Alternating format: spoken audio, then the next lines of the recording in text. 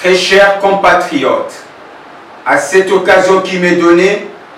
je rappelle que la démocratie chèrement acquise au Congo-Brazzaville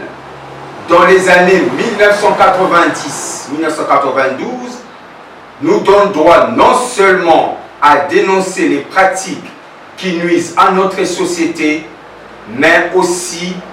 pour nous organiser par les mécanismes prévus dans la Constitution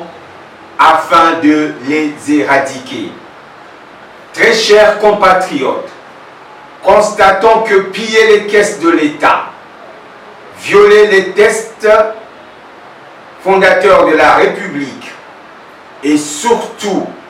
tirer à balles réelles sur des populations inoffensives ont constitué une série de provocations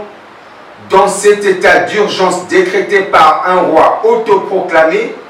sans mesure d'accompagnement social à travers un gouvernement d'usurpation. Nous devons réagir comme le veut notre Constitution.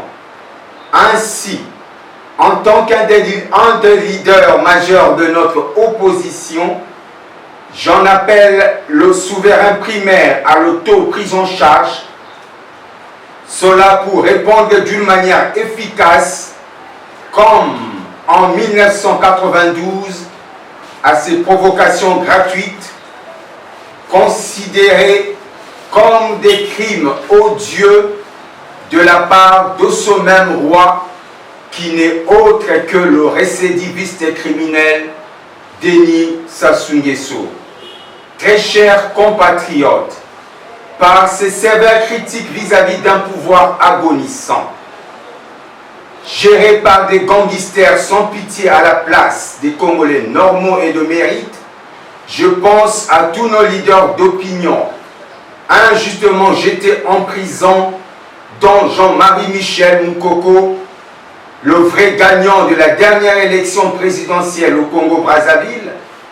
au ministre André Okombi Salsa, à Célestin Makaya de Halbol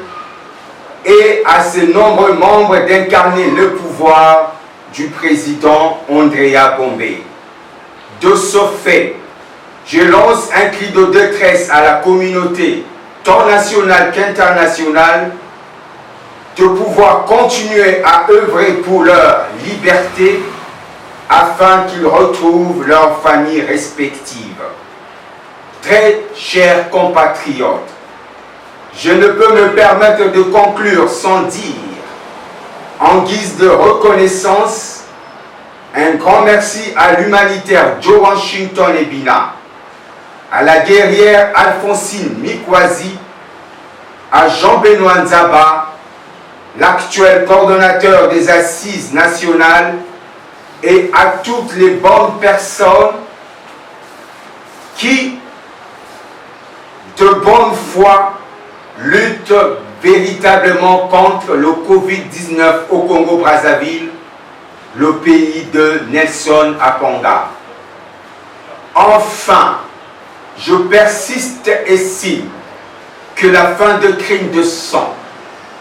des crimes économiques et de guerre est rassurée. Ayons confiance en nous, tout en gardant foi en Dieu, le puissant de tous les temps. Votre humble serviteur Amédée Deloremba, depuis la ville de Kinshasa, capitale de la République démocratique du Congo, mon pays d'asile politique. Que vive le peuple